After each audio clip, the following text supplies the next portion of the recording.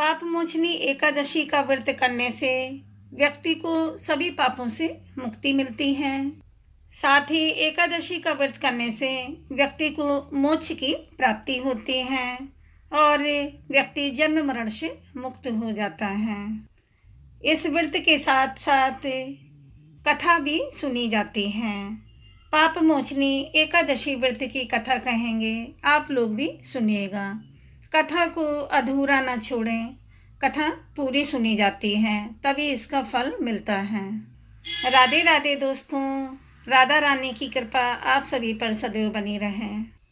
युधिष्ठिर ने पूछा, भगवान चैत्र माह कृष्ण पक्ष की एकादशी का क्या नाम है, यह बताने की कृपा कीजिए। भगवान श्री कृष्ण जी बोले, हे राजेंद्र सुनो, मैं इस विषय में एक पापनाशक कथा कहूँगा जिसे चक्रवर्ती नरेश मानदाता के पूछने पर महर्षि लोमश ने कहा था।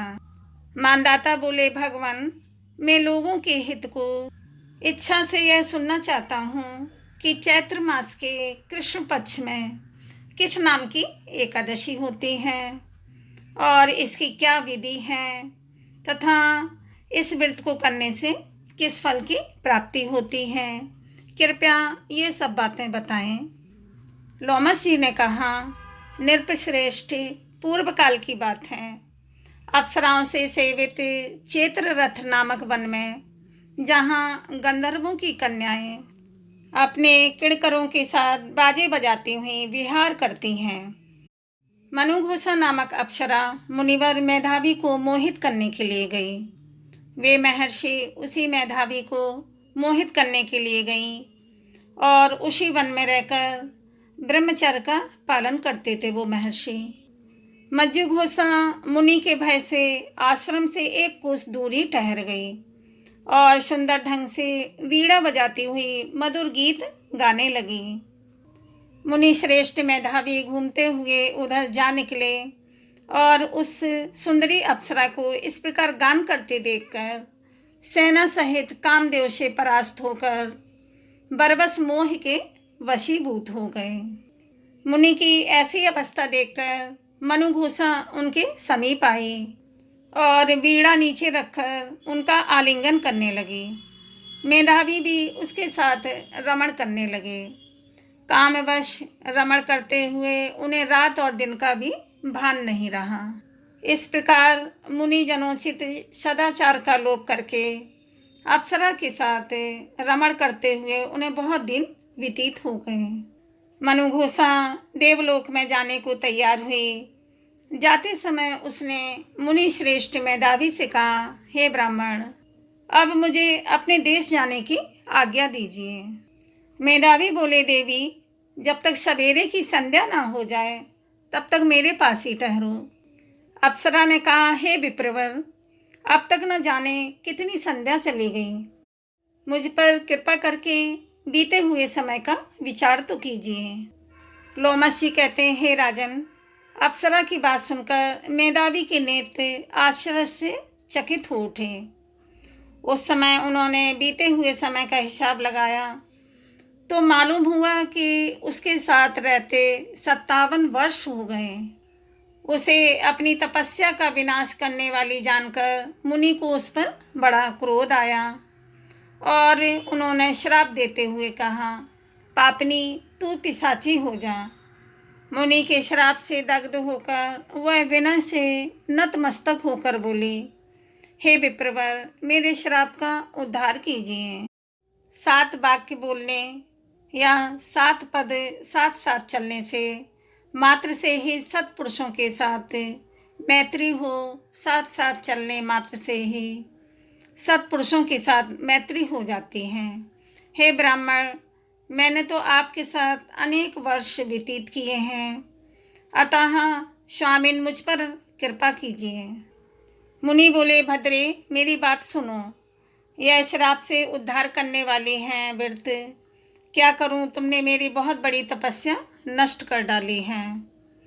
चैत्र कृष्ण पक्ष में जो शुभ एकादशी आती है उसका नाम है पाप मोचनी एकादशी। वह व्रत सब पापों को क्षय करने वाली है।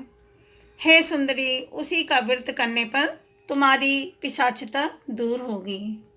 ऐसा कहकर मेधावी अपने पिता मुनिवर च्यवन के आश्रम पर गए। उन्हें देखा च्यवन ने पूछा, बेटा यह क्या किया? तुमने तो अपने पुण्य का नाश कर डाला। मेधावी बोले, पिताजी मैंने अप्सरा के साथ रमण करने का पातक किया है।